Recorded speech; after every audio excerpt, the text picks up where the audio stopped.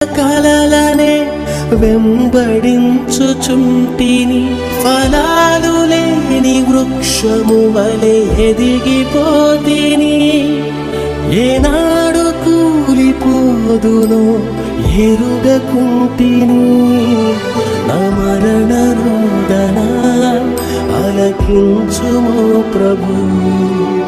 మరల నందు నూతనముగా చిగురు వేయని, నా బ్రతుకు దినములు లెక్కింపనేర్పుము.